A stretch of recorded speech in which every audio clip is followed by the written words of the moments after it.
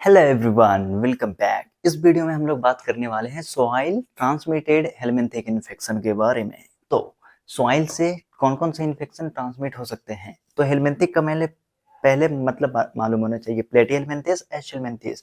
प्लेटी हेलमिंथिस में भी तुम्हारे क्या क्या सिस्टोड और ट्रेमेटोड, और फिर निमेटे हेलमिंथिस में एच हेलमिंथिस को निमेटे हेलमिंथिस भी बोलते हैं, जिसे हम लोग क्या बोल रहे हैं, निमेटोड बोल रहे हैं। तो निमेटोड का एक जनरल सा क्लासिफिकेशन मालूम होना चाहिए ताकि आपको ओवरऑल आइडिया लग जाए कि इस वीडियो में क्या बात होने वाला है। देखो, पूरा 7 मिनट बस हमको सुनो ध्यान से, और जो बोर्ड पे लिखा है स्क्रीनशॉट ले लेना। पूरा का पूरा लेक्चर देखते देखते ही याद हो जाना चाहिए, ठीक है? पूरा कंसंट्रेशन मेरी तरफ, ठीक है? तो देखो, हम लोगों ने क्लासिफिकेशन किया निमेटोड को। निमेटोड किसमें पाया जाता है? इंटेस्टाइन में भी हो सकता है, और कहाँ हो सकता है? टिश्यू में भी हो सकता है। जो इंटेस्टाइन में होगा या तो लार्ज इंटेस्टाइन में होगा या स्मॉल इंटेस्टाइन में होगा, ठीक है? लार्ज इंटेस्टाइन में क्या क्या हो रहा है? ट्राइचूरा, ट्राइचूरिस, इंटेरोबियस, वर्मिकुलरिस। ट्राइचूरा, ट्राइचूरिस हम लोग मेनली इस लेक्चर में नहीं, अगले अपकमिंग लेक्चर में 3 ऑर्गेनिजम्स के बारे में बात करने वाले हैं। लेकिन क्लासिफिकेशन जान लेना जरूरी है ताकि तुम्हें समझ में आ जाए, ठीक है? एस्कैरिस के बारे में बात करेंगे, हुकवर्म के बारे में बात करेंगे, और ट्राइचूरिस, ट्राइचूरा मतलब व्हिप वर्म के बारे में बात करेंगे। तो ये क्लासिफिकेशन एक बार रिकॉल कर लो ताकि तुम्हें समझ में आ जाए। लार्ज इंटेस्टाइन में कौन? स्मॉल इंटेस्टाइन में एस्कैरिस, और फिर हुकवर्म, ठीक है? और फिर वुचरेरिया बैंक्रॉफ्टी, जो तुम्हारा कैसा है, टिश्यू और सोमैटिक टाइप उसमें होता है, ठीक है? ठीक है, तो एस्कैरिस। अच्छा, तो सॉइल ट्रांसमिटेड हेलमिंथिक इन्फेक्शंस में कौन कौन से ऑर्गेनिज्म है, उनका नाम बताइए। एक तो क्या हो गया? एस्कैरिस। दूसरा क्या हो गया जल्दी बताओ? हुकवर्म। और तीसरा क्या हो गया जल्दी बताओ? ट्राइचूरिस, ट्राइचूरा। क्या हो गया तीसरा? ट्राइचूरिस, ट्राइचूरा। चलो एग्जाम्पल अब रटते हैं, शुरू करते हैं अपना लेक्चर। कितना मिनट हो चुका है? स्क्रीनशॉट तब तक ले लो, 2 मिनट हुआ है, ठीक है? तो एस्कैरिस लुम्ब्रिकोइड्स को हम लोग क्या बोलते हैं? इंटेस्टाइनल राउंड वर्म कहते हैं, या फिर कॉमन राउंड वर्म कहते हैं, ठीक है? तो अब सबसे ज्यादा, it is the most common soil transmitted helminthic infection, मतलब सबसे ज्यादा जो है वो इसी से फैलता है। It is the most common, कहीं लिखा हुआ होगा मोस्ट कॉमन सॉइल ट्रांसमिटेड, ठीक है ना, हेलमिंथिक इन्फेक्शन, ठीक है? और फिर इसका रिजर्वायर कौन होता है? ह्यूमन। अभी बात किया स्मॉल इंटेस्टाइन में पाया जा रहा है, और कौन पाया जा रहा है स्मॉल इंटेस्टाइन में? हुक वॉर्म पाया जा रहा है स्मॉल इंटेस्टाइन में। बहुत बढ़िया। और इसका इंक्यूबेशन पीरियड 18 डेज से लेकर के कई वीक्स तक हो सकता है, 18 डेज टू कई सारे वीक्स। और फिर एक एक फीमेल जो रहती है, एक बार में आपके इंटेस्टाइन में 2.5 से 3 लाख अंडे दे देती है, ठीक है? चलो ये सब हो गया। अब सबसे मोस्ट इंपॉर्टेंट बात, लाइफ साइकिल और सिम्टम्स देखेंगे। लाइफ साइकिल, जैसे हम मान के चल रहे एक ह्यूमन है, ह्यूमन को क्या हो गया उसने, अच्छा ये होता कैसे? मोड ऑफ ट्रांसमिशन क्या है? कंटामिनेटेड फूड एंड वाटर खा लेना, जो कि कंटेन कर रहा हो क्या? एस्कैरिस के एग, अंडे, ठीक है? और एग, ठीक है? अंडे, अंडे, ठीक है? अंडे। अब फर्टिलाइजेशन, अच्छा बात करेंगे, अभी समझ में आएगा पूरा। तो एक आदमी है, हेल्दी है, उसने कंटामिनेटेड फूड एंड वाटर ले लिया, जो कि यहाँ पर इन्फेक्टिव लार्वा मैं लिख रखा हूँ। चलो, कहीं कहीं पे ये लिख रखा है कि वो फर्टिलाइज्ड एग का कंजप्शन कर लिया आदमी। फिर वो कंजप्शन किया, कहाँ गया? इसोफेगस, कहाँ गया? जीआईटी, स्टोमक, इंटेस्टाइन में पहुंच गया। इंटेस्टाइन में पहुंचने के बाद, अच्छा यहाँ पर जो थोड़ा सा दे देता हूँ, पता नहीं मालूम, वो माइक्रोबायोलॉजी का पार्ट है। कौन सा लार्वा है? L2 लार्वा इंजेक्शन किया, ठीक है? यहाँ पर इन्फेक्टेड लार्वा था, L2 था, L2 से वहाँ पर क्या हुआ?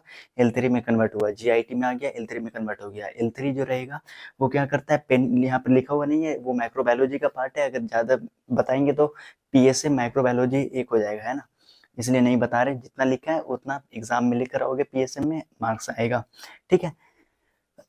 तो इंटेस्टाइन में पहुंच गया, फिर L2 जो रहता है L3 बन जाता है ना? मोल्टिंग होता है L3, फिर क्या करता है? जो इंटेस्टाइनल परफोरेशन करेगा, जिससे ब्लड में पहुंच जाएगा। ब्लड में पहुंचने के बाद वो लंग्स तक पहुंच जाएगा। लंग्स तक पहुंचने के बाद वो क्या होगा? कब इंसान कफ वगैरह करता है तो वो कफ कहाँ? फेरिंग्स में आएगा, और फेरिंग्स से फिर वो निगल लेगा मतलब इंजेस्ट कर लेगा, फिर वो इसोफेगस में आएगा, फिर से जीआईटी में आ जाएगा, फिर से इंटेस्टाइन में आएगा।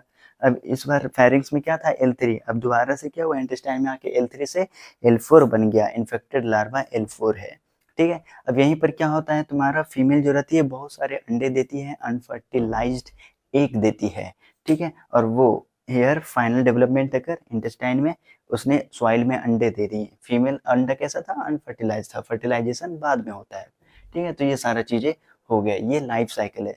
इस तरीके से डिजीज फैलता है एस्कैरिस का, एस्कैरिस लुम्ब्रिकोइड्स का।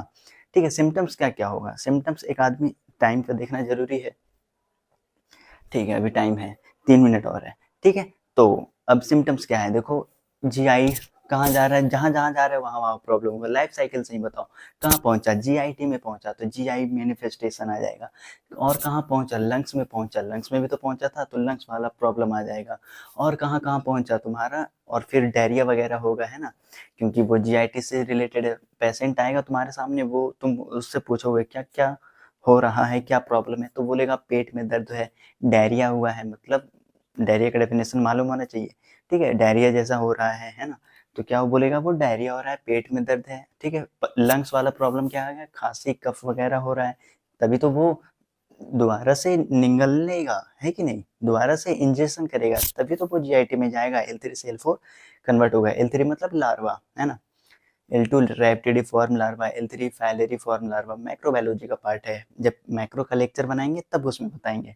ठीक है, अस्थमा हो गया, कफ हो गया। जीआईटी सिम्टम्स क्या होंगे, इंटेस्टाइनल ऑब्स्ट्रक्शन, ठीक है, वो होगा। और फिर पेशेंट बोलेगा कि थकान हो रहा है, मन अच्छा नहीं लग रहा है, मतलब ए फीलिंग ऑफ अनवेलनेस, मलाइज, कमजोरी। ठीक है, और फिर स्किन में रैश होगा, और उसको जब माइक्रोस्कोप के अंदर देखेंगे, ऑब्जर्व करेंगे तो इसनोफिल रहेगा। ठीक है, तो ये सारा कंप्लीट हो गया एस्कैरिस लुम्ब्रिकोइड्स के बारे में। नेक्स्ट लेक्चर हुकवर्म के बारे में आएगा। ठीक है, तो रिवीजन करवाते हैं। स्क्रीनशॉट पहले लेना चाहते हो तो ले लो, 1 मिनट में रिवीजन। क्वेश्चन, चलो, नेम सम हेलमिंथिस और ऑर्गेनिज्म दैट, जो कि डिजीज का ट्रांसमिशन कर रहा है सॉइल से, 3 नाम बता देना। ठीक है, एस्कैरिस के लाइफ साइकिल बताओ, लिख कर आना। ठीक है, एस्कैरिस, अच्छा ये जो एक जो सॉइल में आया वो कैसा है, फर्टिलाइज्ड है या अनफर्टिलाइज्ड, वो बताना। अनफर्टिलाइज्ड है, फर्टिलाइजेशन कहाँ हो रहा है, सॉइल में हो रहा है। पर्सन ने कंज्यूम क्या किया, लार्वा, जो कि क्या था, L2 था। ठीक है, सिम्टम्स क्या क्या हैं वो यहाँ पर देख लो, क्लासिफिकेशन ने मेथड का एक जनरल सा।